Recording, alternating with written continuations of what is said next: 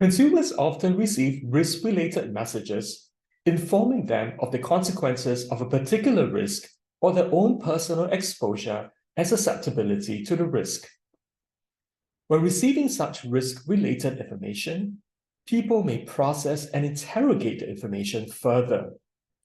For example, they may perform additional search to find out more about the risk, examine the evidence at hand to disentangle fact from fiction, or weigh the different available options and decide whether to take an action or not in response to the risk.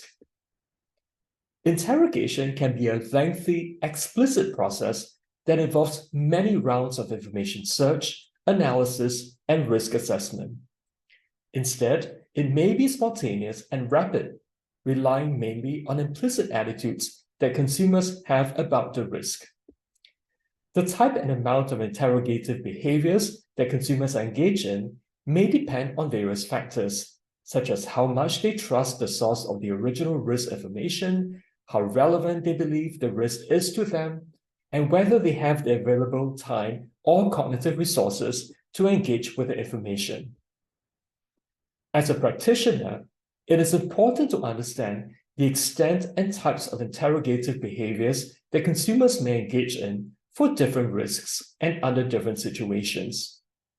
It is also important to know what additional sources of information consumers would seek in the interrogation process.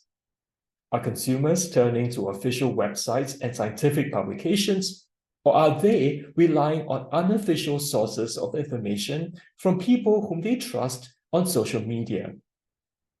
Understanding the interrogation process is essential in delivering the right risk information where it matters most.